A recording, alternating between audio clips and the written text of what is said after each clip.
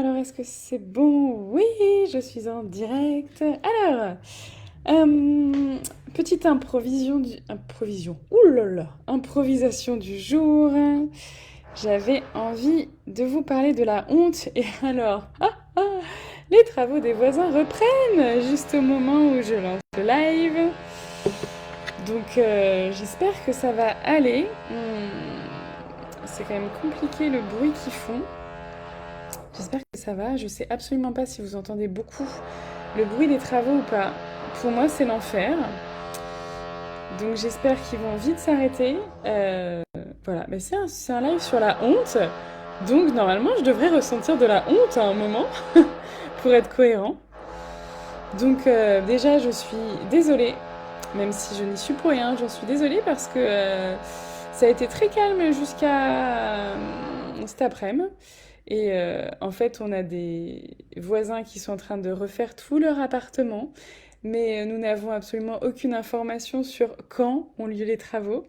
Donc à chaque fois, c'est juste une petite surprise fort sympathique de découvrir qu'il y a un bruit de dingue. Donc voilà, donc je vais essayer de mener ce live à bien malgré tout le bruit qu'il va y avoir autour. En fait, aujourd'hui, je voulais vous parler de la honte. Alors, je regarde si tout est bon, ça c'est bon.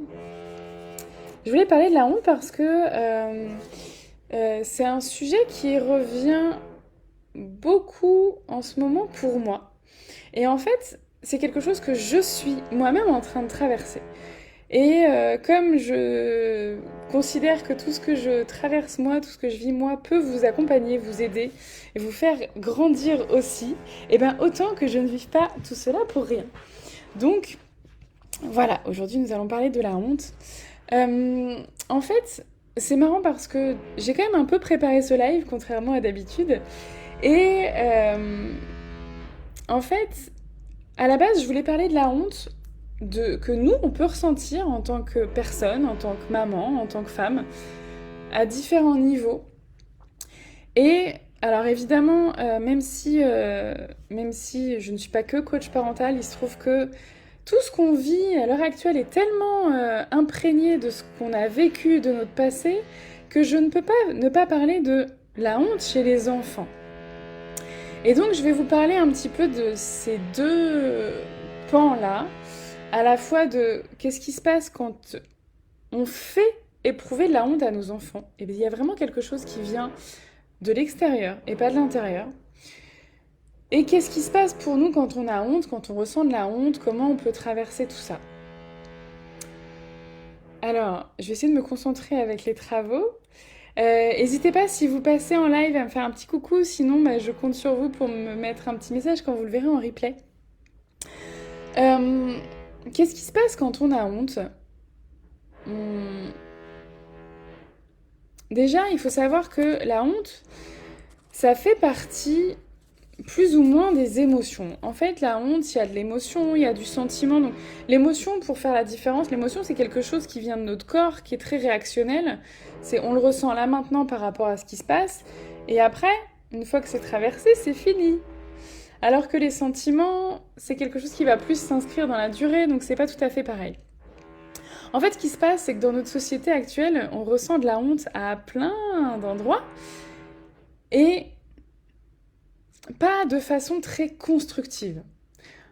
En fait, initialement, la honte, comme toutes les émotions, ça a un intérêt, ça a une fonction. Et la fonction de la honte, c'est de nous empêcher de faire n'importe quoi et de nous inviter à réparer ou à arrêter de faire n'importe quoi pour justement être en lien. C'est quelque chose qui est lié à notre vie en société, qui est lié au fait d'être dans le groupe, d'être intégré à un groupe. Donc, je vais ressentir de la honte quand je fais quelque chose qui m'exclut du groupe. Donc, par exemple, si je vole quelque chose, on est dans une société où le vol est interdit. Donc, si je vole quelque chose, je vais ressentir de la honte. Si j'imagine que je pourrais voler quelque chose à quelqu'un, je peux ressentir de la honte. Et donc, c'est cette honte qui va m'empêcher de le faire ou qui va m'amener plus ou moins à réparer. Le souci chez cette honte, c'est que souvent, la honte, ça nous enferme. En fait, même physiquement, quand on commence à penser à la honte, si tu t'essayes de te connecter à la honte, tout de suite tu vas te rebaisser comme ça, tu vas te ratatiner un peu comme si tu voulais te cacher. En fait, quand on a honte, on n'a qu'une envie, c'est de disparaître, de se mettre dans un petit coin et qu'on nous oublie en fait. Et c'est pour ça que la honte, c'est très vite très compliqué et que ça peut nous empêcher de réaliser plein de choses. Ça peut nous isoler à de multiples domaines, à de multiples façons en tout cas. Et aussi, ça peut isoler des parties de nous en fait parfois. C'est-à-dire que quand je ressens de la honte par rapport à un certain niveau de moi, une certaine partie de mon être, du coup je vais le cacher, je vais le taire parce que j'ai honte de cette partie de moi. Mettons que j'ai une passion pour... je ne sais pas, je cherche un exemple un peu... Mettons que j'ai... Imaginons si j'ai une passion pour les choux de Bruxelles. J'adore les choux de Bruxelles, voilà, je suis fan de choux de Bruxelles. Peut-être que comme c'est pas quelque chose de très répandu, je peux ressentir de la honte et du coup ne pas assumer cette partie de moi. Ce qui se passe quand je fais ça, c'est que du coup j'ai honte d'une partie de moi. J'ai honte d'une partie de moi, donc j'ai un peu honte de moi. Donc je m'aime pas vraiment. On commence déjà à sentir des trucs un peu chelous. Mais c'est ça en fait. La honte, initialement, elle nous permet de rester en lien, de rester connecté avec les autres. Le problème, c'est que dans notre société actuelle et dans la façon dont on vit, la honte est dans 95 à 99% des cas une honte qu'on appelle toxique, c'est-à-dire que c'est pas nous qui avons fait quelque chose qui nous excluons du groupe, qui nous exclut du groupe, c'est que les autres nous excluent parce que on a fait telle chose ou on est comme ça. On ressent de la honte parce que les autres nous jugent en fait, ou qu'on se sent jugé par les autres. La honte est vraiment liée à l'exclusion, au rejet. Et c'est marrant parce que même quand... Il n'y a personne en live pour le moment, mais en tout cas, donc je parle avec moi-même, comme on me disait l'autre jour, c'est pas grave. Euh, En fait, la honte, ça nous prend vraiment aux tripes, hein. Moi, je le sens déjà là en vous en parlant, que quand je parle de ça, c'est inconfortable en fait. C'est vraiment comment on peut se sentir en danger parfois d'être rejeté par le groupe. Parce que, initialement, nous étions les petits hommes de Cro-Magnon, les hommes de caverne, et pour survivre dans la jungle hostile ou dans les contrées préhistoriques hostiles, il y avait vraiment besoin d'être en groupe en fait.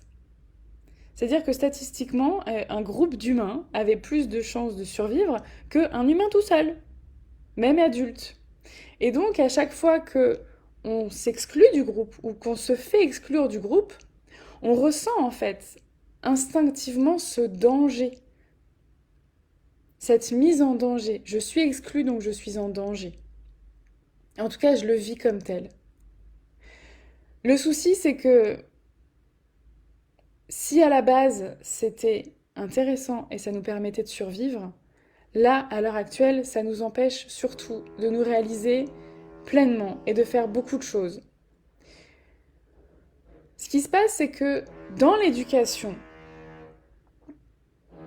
on a utilisé et on utilise encore la honte comme outil pédagogique. En fait, on utilise la honte en se disant que ça va aider notre enfant à ne plus le faire, à comprendre, à comprendre la leçon. Par exemple, quand on punit un enfant, ou quand on lui dit c'est bien fait pour toi, tu l'as bien mérité, t'avais qu'à pas faire ça, je te l'avais bien dit, tu m'as poussé à bout. En même temps, c'est ton comportement qui a fait ça. Alors, que ce soit bien clair, ces phrases-là, il y en a une partie que j'ai pu dire à mes enfants. Donc, c'est vraiment comment on va pouvoir observer les moments où on a pu faire honte, faire ressentir de la honte à notre enfant, en prendre conscience pour essayer de limiter ça parce que les impacts ne sont pas très positifs. Quand on punit notre enfant, d'une manière ou d'une autre, hein, quand on le punit, qu'on l'humilie, quand on lui fait comprendre que c'est de sa faute, c'est lui qui porte la responsabilité de notre réaction. Parce que c'est notre réaction. Quand on le punit, par exemple, t'es privé de telle ou telle chose, ou c'est souvent des privations, les punitions, où tu devras faire ci ou faire ça, ou je te mets au coin. Je te mets au coin, c'est quand même, on ressent beaucoup de honte quand on est mis au coin, parce que pour le coup, on est vraiment exclu. Donc, je te fais sentir, en fait, à l'intérieur de toi, de la honte. Parce que t'as pas fait ce qu'il fallait. Parce que t'es peut-être pas une bonne personne. Parce que tu te comportes pas comme on attend que tu te comportes. C'est quelque chose qu'on nous a transmis, qu'on retransmet de génération en génération. L'idée, c'est vraiment pas de se dire oh, c'est horrible de faire ça. L'idée, c'est de prendre conscience de ce qui se passe quand on fait ça. Et de voir si on veut changer ou pas. Et aussi douloureuse que soit cette prise de conscience, je pense qu'elle est vraiment nécessaire. Bon. Ça m'agace, les travaux.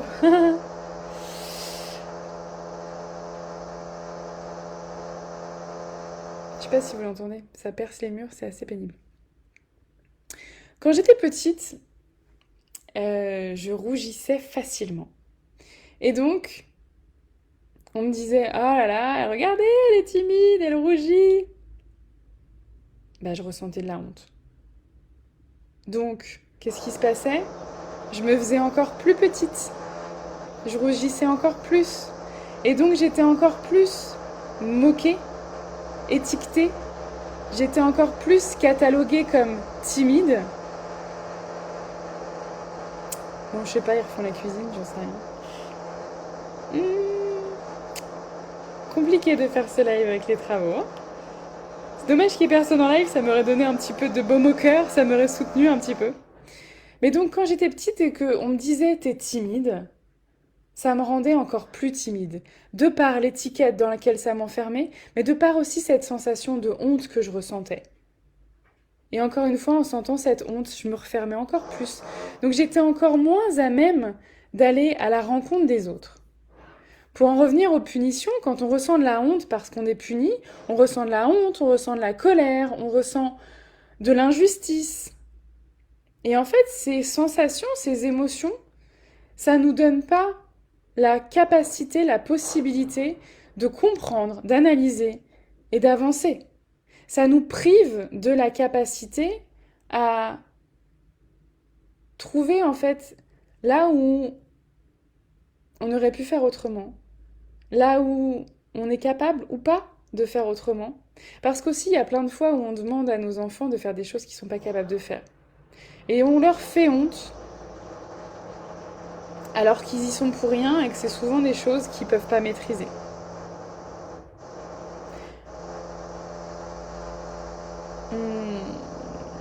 Je vais voir si je poursuis le live ou pas, parce que compliqué là.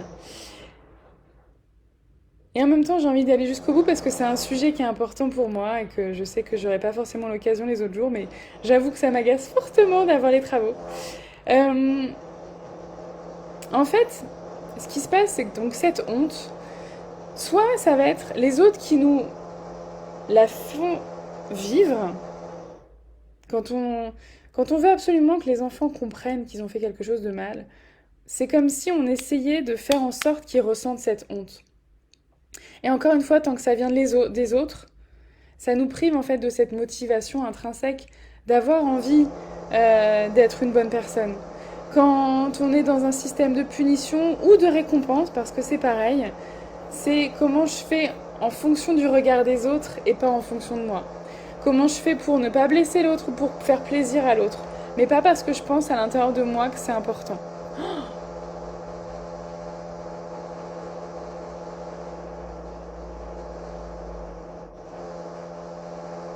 Ils ont pas fait ça toute la journée, hein. Je pense que j'aurais pas dû dire que le live il était à 16h20 parce que je pense que les voisins se sont greffés juste pour cette heure-ci. Et ils ne s'arrêtent pas du tout. Et donc ce qui se passe, c'est qu'en fait, à force de vivre ça, d'être imprégné par le regard des autres, par le jugement des autres, il y a un moment où c'est tellement intégré à l'intérieur de nous, on a tellement intégré les schémas, les croyances, les attentes des autres, que on finit par ne plus avoir besoin que les autres nous regardent de travers pour ressentir cette honte. On imagine qu'ils vont nous regarder de travers, on imagine qu'ils vont nous juger. Et puis de toute façon, comme on n'est pas assez, ils vont forcément dire que ce qu'on fait, c'est pas assez bien. Ils vont forcément nous critiquer. On arrive à un point où on a tellement ancré ces croyances à l'intérieur de nous que on se met nous-mêmes cette pression et donc on ressent nous-mêmes cette honte, quelle que soit la réalité de ce qu'il y a autour. Et c'est là où ça devient intéressant. Parce que si quand on est enfant, c'est notre entourage qui parfois nous fait vivre la honte, quand on devient adulte et même déjà dans l'enfance, on l'intègre tellement que c'est nous qui nous mettons cette honte, qui nous faisons ressentir cette honte, alors même que peut-être que le regard des autres sur nous n'est pas aussi négatif que ça. Mais en fait, c'est notre propre regard sur nous qui est devenu négatif. Nos propres croyances sur nous, en fait. On s'est dit que on n'était pas à la hauteur, qu'on n'était pas assez, qu'on faisait pas assez bien, qu'on n'avait pas le droit de se planter. En fait, ça commence à des endroits assez simples dans notre société. On est à l'école, on lève le doigt que si on a la bonne réponse.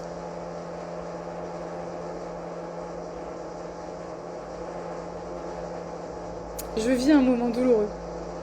Là, je suis pas dans la honte, je suis dans la... C'est même pas de la colère, ça m'agace. Bref.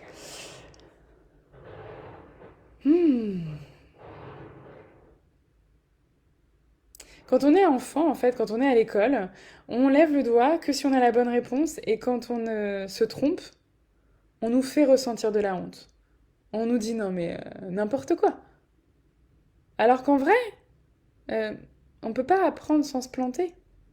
Alors qu'en vrai, quand on a la mauvaise réponse, peut-être qu'on était 10 dans la classe à avoir la mauvaise réponse. Peut-être que cette mauvaise réponse, elle pourrait permettre à l'enseignant de réexpliquer différemment. Et peut-être que c'est ça qui nous permettrait vraiment de grandir tous ensemble. Sans passer par cette honte, parce qu'il n'y a aucune honte à avoir, à faire des erreurs et à se tromper. On devrait tous avoir cette possibilité de se planter sans ressentir de la honte. Et en fait, on en arrive à un point où on a honte de nos différences, on en a honte de nos particularités. On peut même avoir honte parfois de nos compétences. On peut avoir honte parfois, et moi j'ai pu ressentir ça quand j'étais plus jeune. J'avais honte d'être bonne en classe, de bien m'en sortir parce que... Ah, coucou Martine! Je me sens moins seule, merci. J'avais honte en classe parce que j'avais des bons résultats sans rien faire. Mais j'aurais pas dû ressentir de la honte. Mais le fait de me comparer avec les autres, de me sentir différente des autres, m'a fait ressentir de la honte. Pour mes compétences. J'ai pu ressentir parfois de la honte pour mes qualités.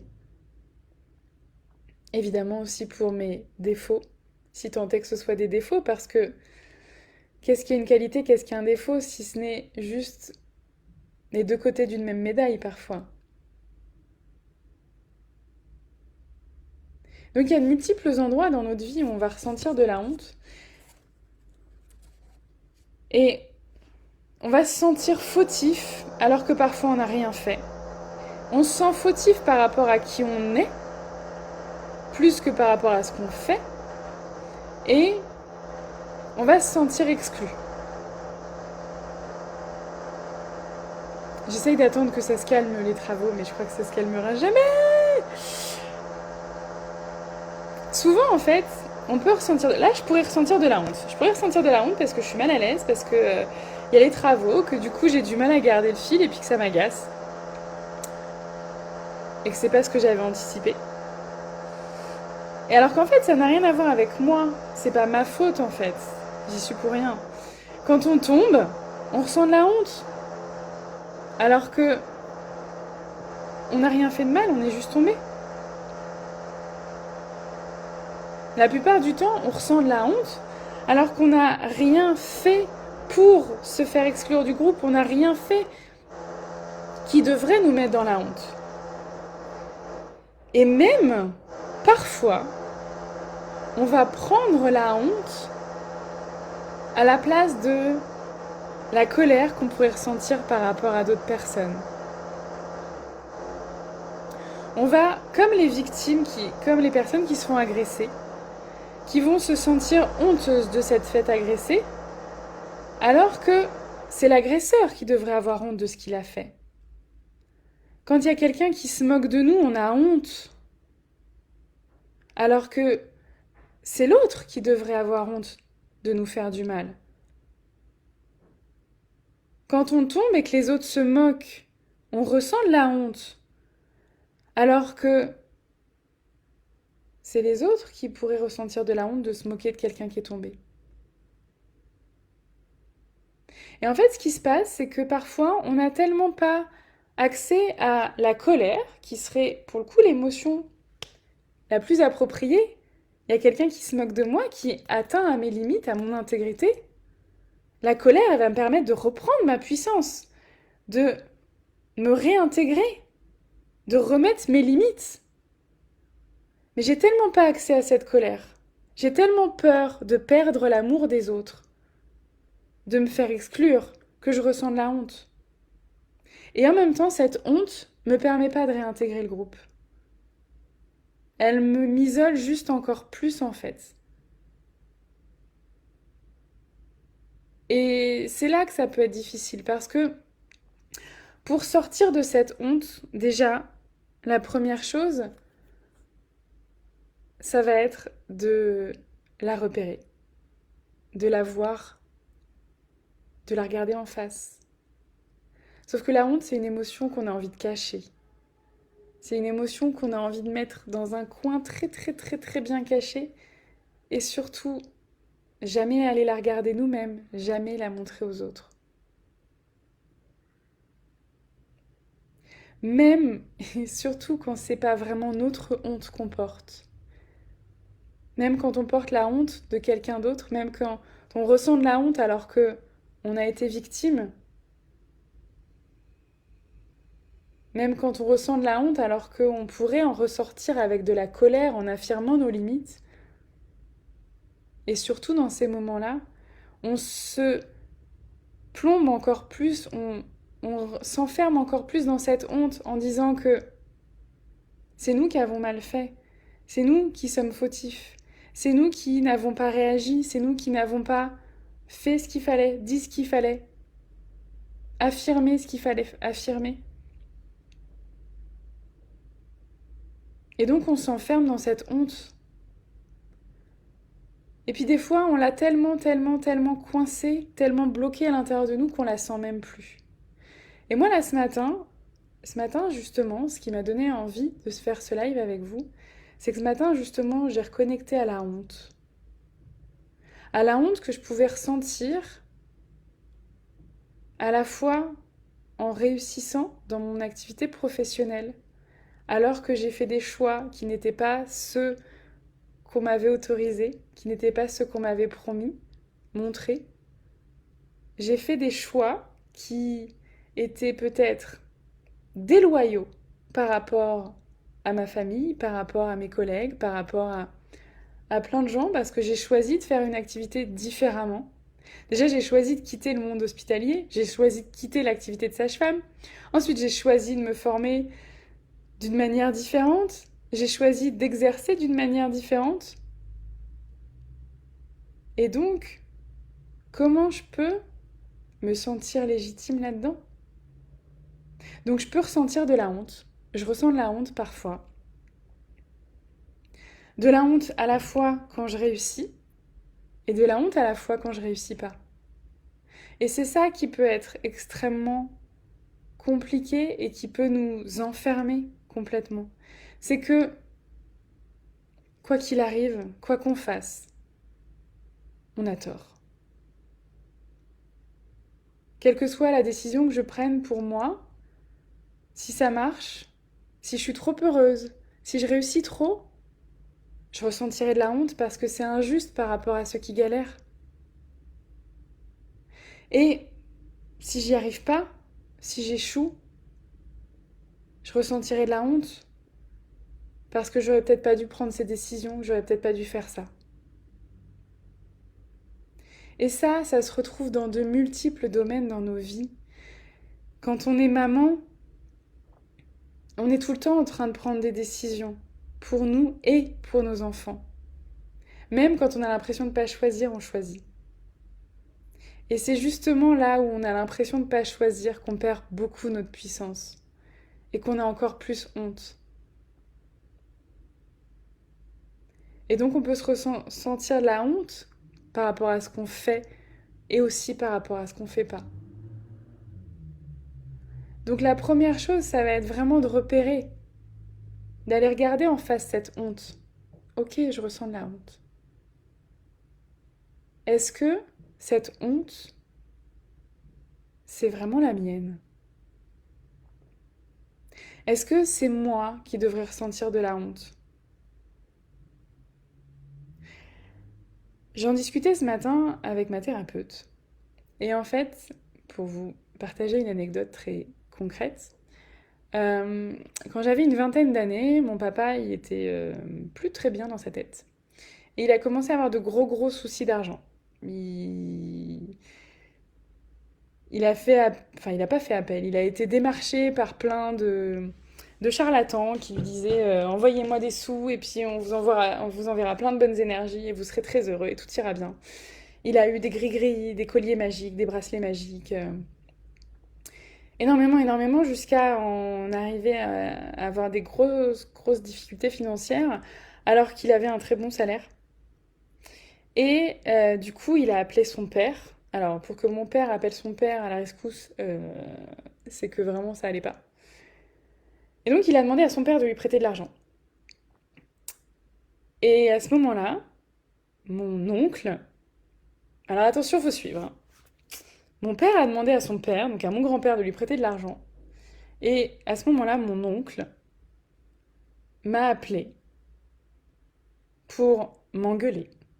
Parce que c'était pas à mon grand-père de prendre soin de mon père, mais c'était à nous, ses enfants. Bon, rappelons que j'avais une vingtaine d'années, que mon papa avait des problèmes neurologiques. Et donc, j'ai pris cette honte.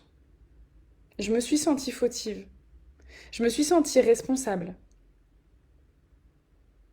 Je me suis sentie responsable des difficultés financières de mon père.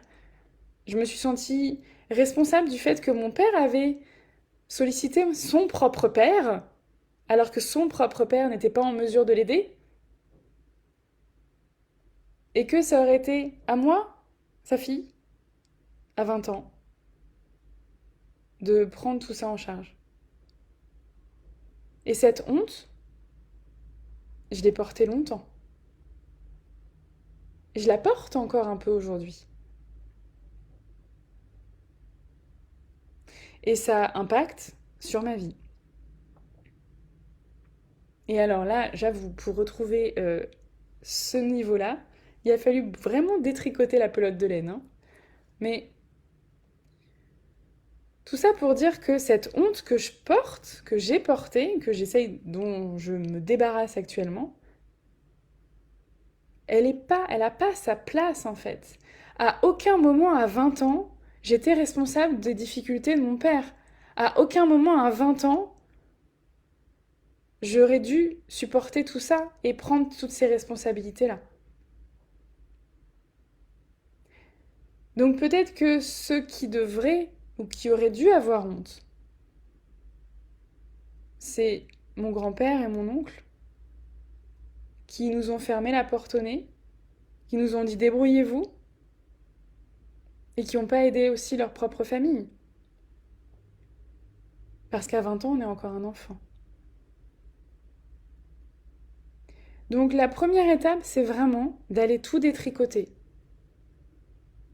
pour aller trouver où elle est cette honte, à qui, à qui elle appartient en fait, à qui on va la rendre. Et parfois on la rend à personne, hein. Mais parfois c'est juste de se rendre compte que à ce niveau-là, on n'a pas de honte à ressentir. Et ensuite, parfois c'est notre honte. Par exemple, j'ai foutu une claque à mon fils, je ressens de la honte. Mais qu'est-ce qui va m'aider à sortir de cette honte? En fait, la honte, je la ressens parce que j'ai l'impression que ça m'exclut du groupe, que je perds le lien. Donc pour sortir de cette honte, ça va être de réintégrer le groupe, de revenir en lien. Et là où, quand tu as honte, tu as envie de te cacher, de t'isoler, de rester toute seule dans ton coin, ce qui va te permettre d'avancer, c'est justement de ne pas rester toute seule dans ton coin. Ce qui va te permettre de te sentir mieux, ça va être de partager ton expérience, ton histoire, ce qui s'est passé pour toi. Et de retrouver du lien avec d'autres personnes.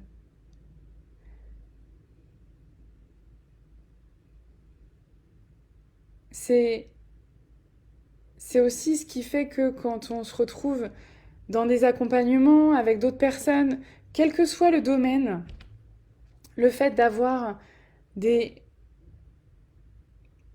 partages en groupe, ça nous permet de nous sentir en lien. Et donc ça nous enlève un peu cette honte-là. De savoir que on n'est pas tout seul. Qu'on n'est pas tout seul à avoir ressenti ça, à avoir vécu ça, à avoir fait ça. Et puis parfois, ça va être d'affirmer qui on est, parce que dans la honte, il y a aussi la honte de qui on est vraiment. Et ça va toucher vraiment quelque chose de profond au niveau de la confiance en soi, de la légitimité, de est-ce que je mérite en fait d'être aimée pour qui je suis? Est-ce que j'ai le droit? Est-ce que je suis assez? J'ai des clientes qui me disent moi, j'ai pas eu une enfance si horrible que ça, j'ai tout ce qui va, donc j'ai pas le droit de galérer, j'ai pas le droit de me sentir mal, j'ai honte. J'ai pas le droit de m'énerver contre mes enfants parce qu'ils sont parfaits, ils sont trop gentils, ils sont géniaux, c'est moi qui fais de la merde. Donc j'ai honte. Ça part de je suis pas assez, je suis pas quelqu'un de bien, je mérite pas. Et il y a l'inverse. Moi, j'ai vécu des trucs tellement horribles que c'est pas possible, je peux pas y arriver. Je suis pas capable. Donc j'ai honte de qui je suis. Ou je n'ose pas être complètement qui je suis, je n'ose pas affirmer toutes les parts de qui je suis, toutes mes compétences, tout ce que j'aime faire, tout qui je suis vraiment, complètement. Parce que si je suis complètement moi, est-ce qu'on va encore m'aimer? Est-ce qu'on va encore m'accepter? Est-ce que je vais me retrouver toute seule?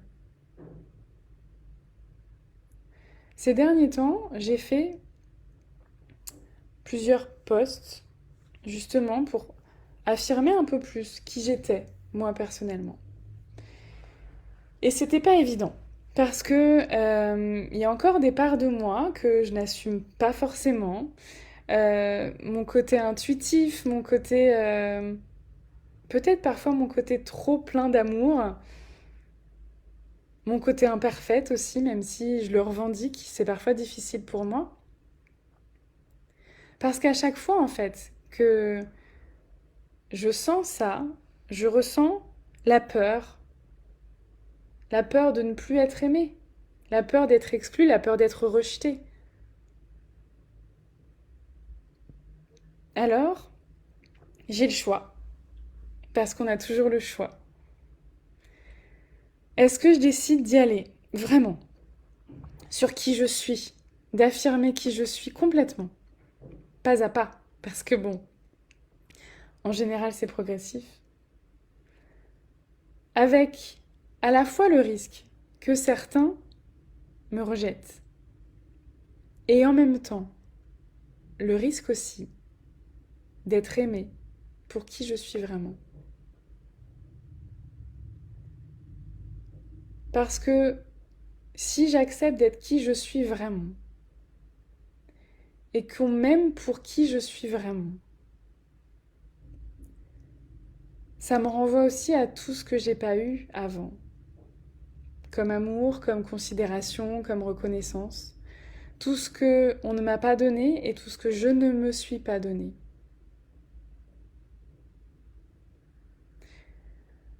Alors voilà, je pense que pour moi, la voie royale pour sortir de la honte, c'est l'amour. L'amour de soi envers soi et l'amour des autres. Le partage, le lien.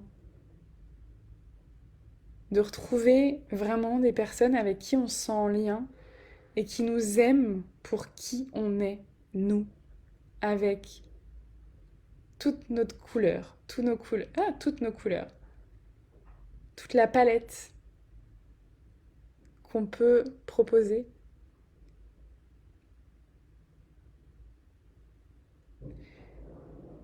Donc, je m'engage auprès de vous à chaque jour être encore plus moi, complètement.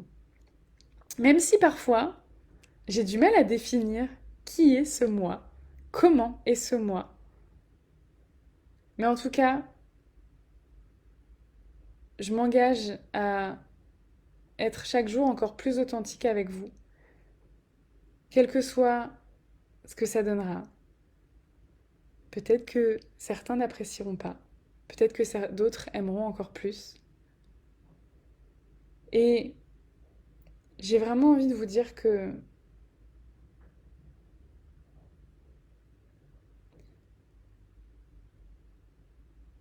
si vous rejoignez mon univers d'une manière ou d'une autre, que ce soit comme Martine avec des petits bonjours par-ci par-là,